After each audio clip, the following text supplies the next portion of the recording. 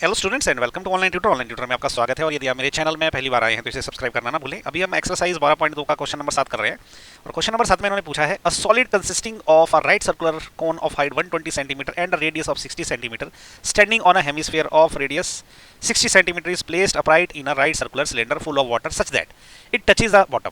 Find the volume of the water left in the cylinder if the radius of the cylinder is 60 cm and its height is 180 cm. Okay, पहले question समझते हैं बोलना क्या चाह रहा है। ये बोल रहा है एक राइट सर्कुलर कोन है, ओके, उसकी इसने हाइट 120 दे रखी है, रेडियस 60 दे रखा है और एक हेमिस्फीयर है, इसकी रेडियस 60 सेंटीमीटर है।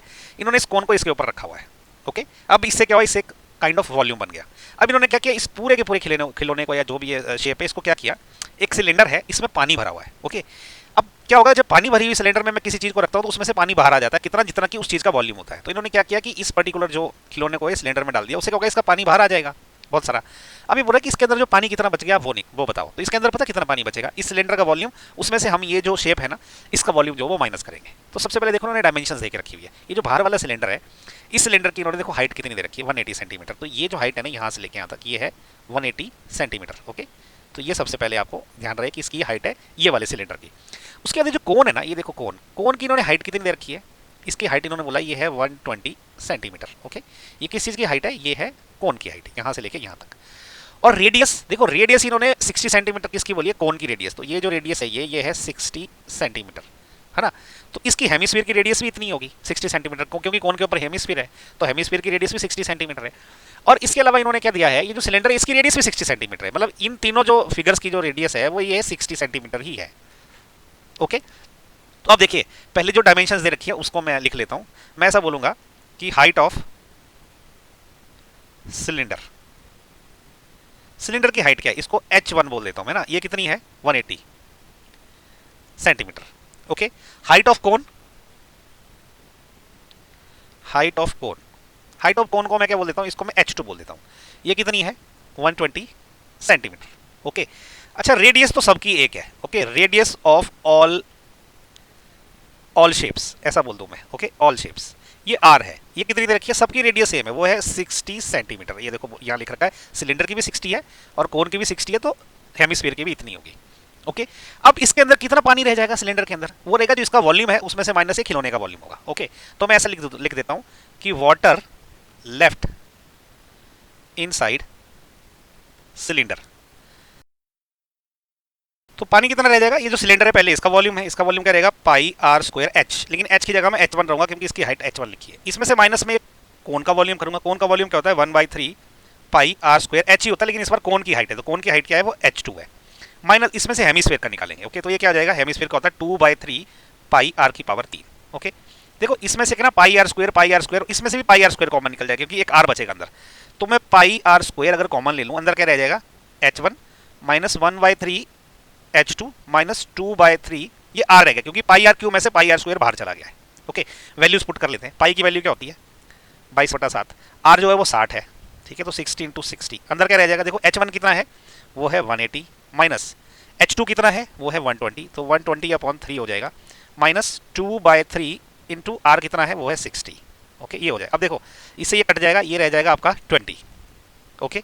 और इससे ये कट जाएगा, ये रह जाएगा आपका 40, ओके। तो ये क्या हो जाएगा, 22/7 गुणा, देखो 60 और 60 कितना, 6 गुणा 6 कितना होता है, 36, और ये 2 जीरो और रहेगी, मल्टीप्लाइड बाय अंदर वाला कितना रह गया, 180 माइनस 40 120 माइनस 40 100, तो ये 100 रह गया, ओके। तो ये अल्टीमेटली कितना आ गया, 22/7 इंटू 36 इंटू, ये देखो 2 जीरो ये 2 जीरो ये, तो 1 2 जीरो ये और 2 जीरो ये, इतना बच गया ये, ओके।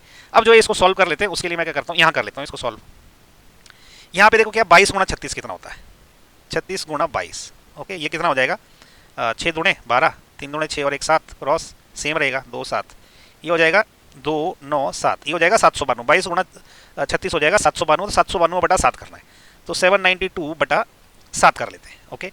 देखो 7 एकम 7, क्रॉस हो गया, 9 उतरा ऊपर से, फिर से 7 एकम 7, अब ये 2 बच गया, अभी 2 था ये 2 उतरा, तो 7 3 21 रह जाएगा।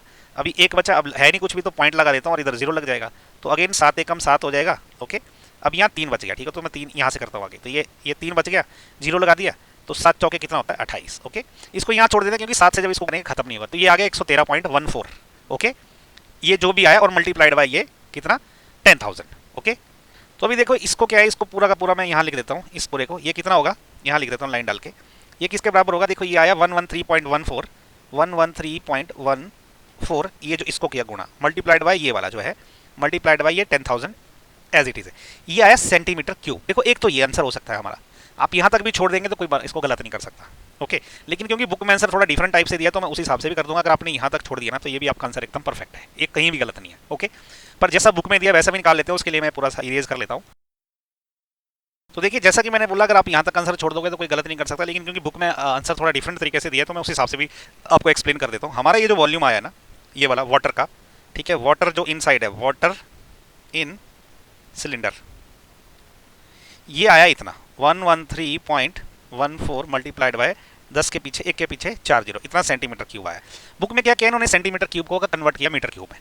तो मैं याद रखने का तरीका बता देता हूँ आपको, ये जो आपका 100 सेंटीमीटर होता है ना, वो होता है आपका 1 मीटर के बराबर। दोनों तरफ अगर मैं क्यूब कर दूँ ना तो ये क्या हो जाएगा, इसका भी क्यूब हो जाएगा। ओके, 100 का क्यूब इतना सेंटीमीटर क्यूब, ये हो जाएगा आपका 1 मीटर क्यूब के।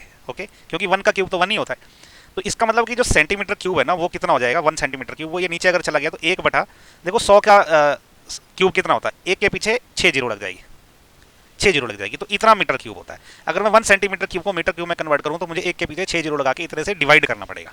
ओके, तो इसलिए मैं इसको क्या लिख सकता हूँ, इसको मैं लिख सकता हूँ 113.14 मल्टीप्लाइड बाय ये कितना है ऑलरेडी 4 जीरो ऑलरेडी, इसको अगर मैं डिवाइड कर दूँ 1 के पीछे 6 जीरो लगा के, ओके, ये इतना मीटर क्यूब हो जाएगा। तो ये 4 जीरो इधर है तो ये 4 जीरो कट गई, अभी 100 बच गया। तो 100 को क्या अगर मुझे ऊपर ले जाना तो मैं डेसिमल शिफ्ट कर दूंगा, तो ऑलरेडी यहाँ डेसिमल है तो ये 2 पॉइंट शिफ्ट हो जाएगा, ये यहाँ पे आ जाएगा, तो ये आ जाएगा 1.1314 मीटर क्यूब। ओके, तो ये आंसर दिया बुक में। ओके, लेकिन अगर आपने यहाँ तक भी छोड़ दिया तो ये गलत नहीं कर पाएगा, इतना आप याद रखिए। लेकिन बुक में कन्वर्ट करके उन्होंने मीटर क्यूब में लिखा हुआ है। ठीक है, तो इसी के साथ जो है ये मेरा जो है क्वेश्चन नंबर 7 भी खत्म हो गया। कुछ डाउट है तो प्लीज़ कमेंट करके पूछें, और अगर मेरा वीडियो पसंद आए तो इसको लाइक शेयर और सब्सक्राइब जरूर करें। Thank you so much for watching my video. Thank you.